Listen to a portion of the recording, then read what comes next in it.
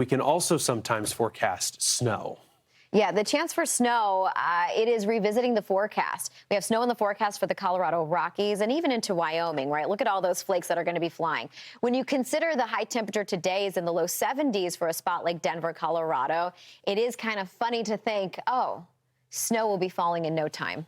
But that's just what happens in the Mile High City. What a great city to forecast for. Let's bring in one of those forecasters, actually the Warning Coordination Meteorologist for the National Weather Service in Denver. We've got Greg Heavener this morning. Greg, thank you for joining us. I really appreciated the forecast discussion that your team had this morning. I don't know, guys, if we would be able to put that full screen up to kick off the interview, but you talked about the criteria for issuing a winter storm watch in Denver.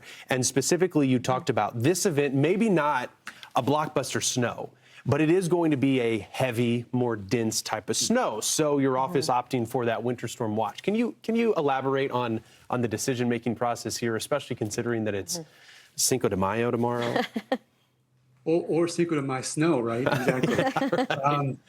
Sorry about that. I like it. When we look for like snowfall criteria, it's not really just the amount of snow, it's also the impacts that could be expected by that heavy wet snow. And whether this comes down to, down trees, down overhead power lines, timing of the event too. If this starts to begin, tomorrow afternoon, Tuesday, and going into Wednesday afternoon, May sun angle can also help to melt the snow before it falls or as it reaches the ground too warm to accumulate.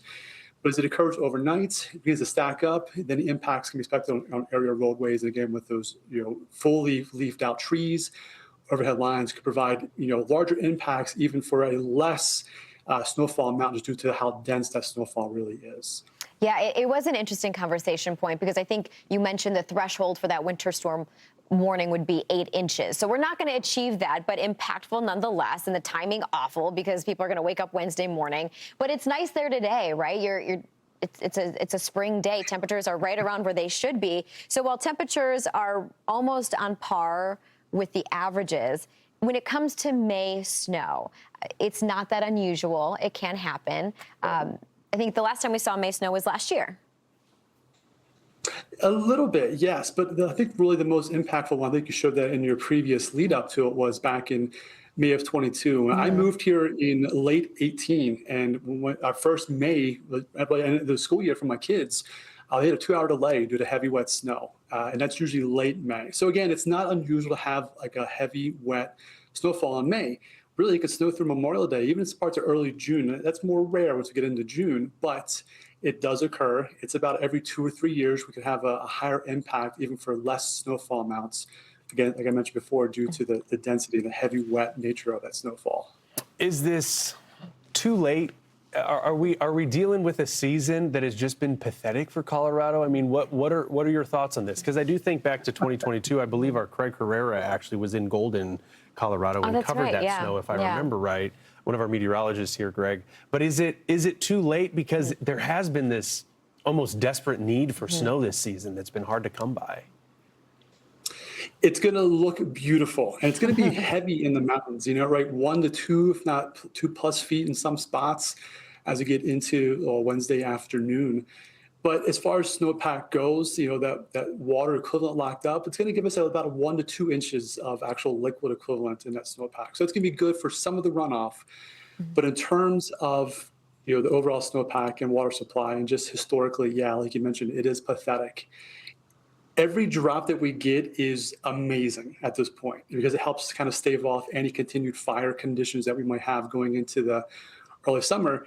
The concern we have with this one is, again, when we have those heavy wet snows on, bringing down those power lines or down tree limbs, eventually those could dry out and it could become, fuel at times for, continued fire threats as we get into the peak summer months. So we want the moisture regardless of how it falls, whether it's snow or just straight rain, we want it.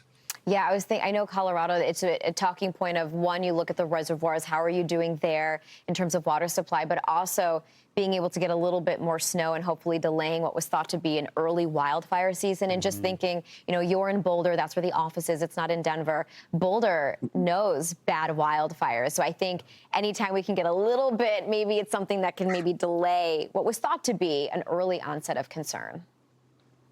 Correct. Like I said, any kind of moisture is great moisture for us here, on the Front Range.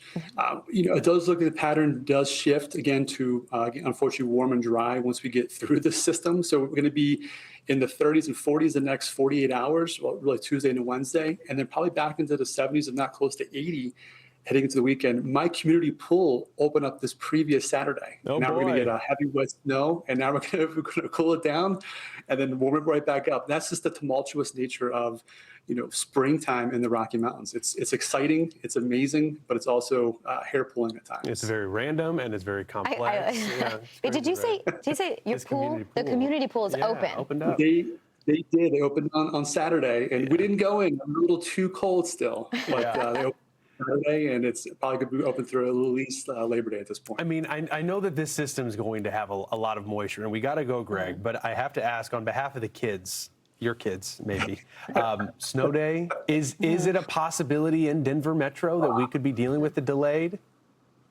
It looks like, again, if it comes in heavy tomorrow night and the Wednesday morning could be a pretty nasty morning commute for folks, which could lead to those delays in schools. All right. Well, timing does make all the difference. And we know that while you can't make the final call, your voice is a loud one among the group of making the decisions. We appreciate your time this morning. Greg Heavener, Warning Coordination Meteorologist with the National Weather Service in Boulder. Thank you. Good luck.